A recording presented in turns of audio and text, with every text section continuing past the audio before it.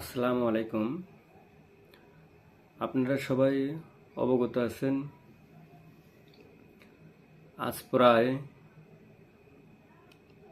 3 সপ্তাহ যাবৎ ইরান, যুক্তরাষ্ট্র এবং ইসরায়েলের মধ্যে যুদ্ধ চলমান। আপনার মুসলিম বিশ্বে প্রায় 57টা মুসলিম কান্ট্রি আছে। আপনার একের থেকে 2টা মুসলিম রাষ্ট্র ছাড়া সবাই কিন্তু আমেরিকার পক্ষে, এবং মধ্যপ্রাচ্যে ওই রাষ্ট্রগুলোতেই আপনার আমেরিকার ঘাঁটি আছে, যে ঘাঁটির থেকে ইরানে হামলা চালানো হচ্ছে।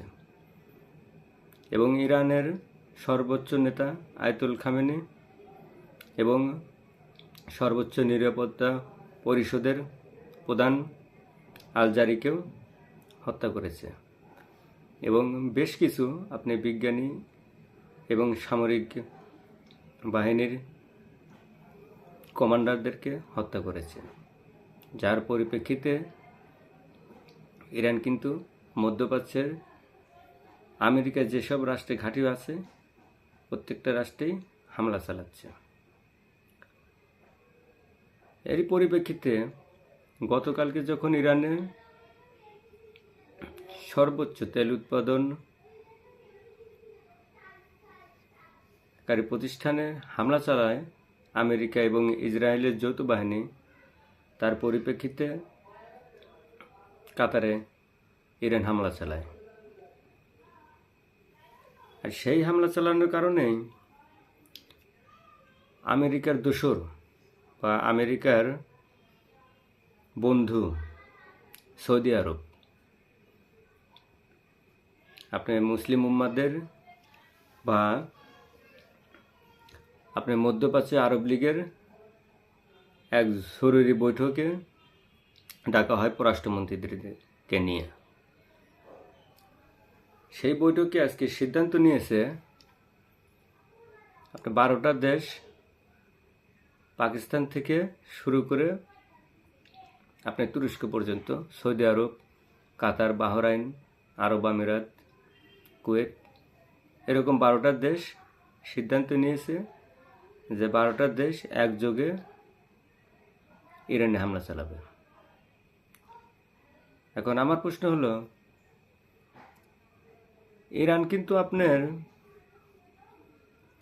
হামলা চালাতেছে মুসলিম উম্মার যারা চিরশত্রু ইসরায়েল এবং আমেরিকা, ওদের বিরুদ্ধে কিন্তু হামলা চালাতেছে। আর এই পাশে মধ্যপ্রাচ্যের ওনারা আমেরিকার দালালগিরি করতেছে, ইসরায়েলের দালালগিরি করতেছে। যেমন ফিলিস্তিনের পক্ষে ইরান ব্যতীত কোনো রাষ্ট্র ছিল না, যার কারণে আজকে ফিলিস্তিন ধ্বংসে পরিণত হয়েছে। তারা এটাই চায়, এবং সৌদি আরব, কাতার, আরব আমিরাতরা এটাই চায় যে মধ্যপ্রাচ্যে শুধুমাত্র তারাই থাকবে,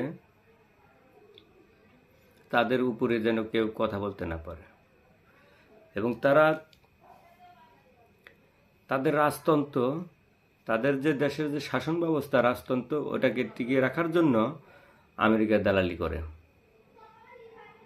এবং আমেরিকার সিদ্ধান্তে বাইরে তারা যেতে পারে না।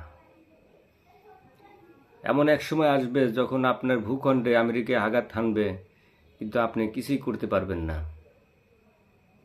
কারণ আপনি যে অস্ত্রগুলো কিনছেন আমেরিকা ইসরায়েলের থেকে, ওখানে আপনারা চুক্তি দিয়ে আসছেন, তাদের অস্ত্রগুলো তাদের উপর ব্যবহার করতে পারবেন না। তখন আপনারা কি করবেন সেই চিন্তাটা মাথায় রাখেন। আমি গোটা মুসলিম বিশ্বের উম্মাদের কাছে আহ্বান করছি, আপনারা ইরানের জন্য দোয়া করেন।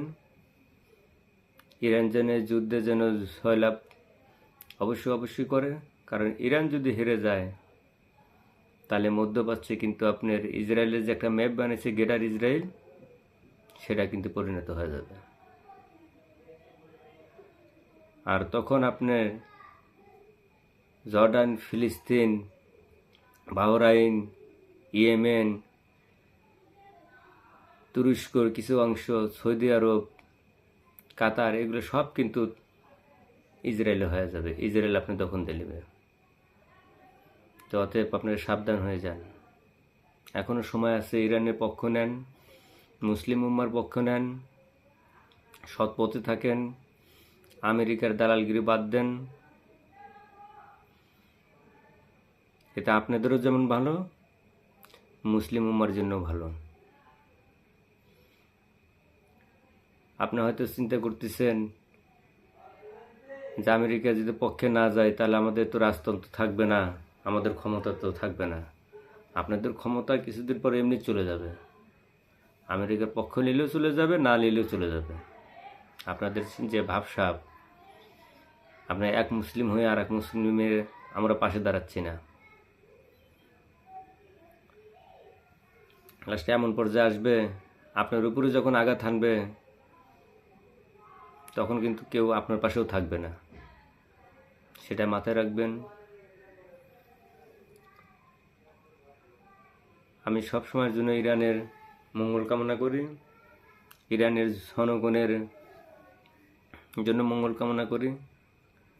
আল্লাহ তাদেরকে সুস্থতা দান করুক এবং আমেরিকা ও ইসরায়েলের বিরুদ্ধে যে তারা যুদ্ধ ঘোষণা করছে, ইনশাল্লাহ তারা অবশ্যই এই যুদ্ধে জয়লাভ করবে ইনশাল্লাহ। সবাই ভালো থাকবেন। ধন্যবাদ।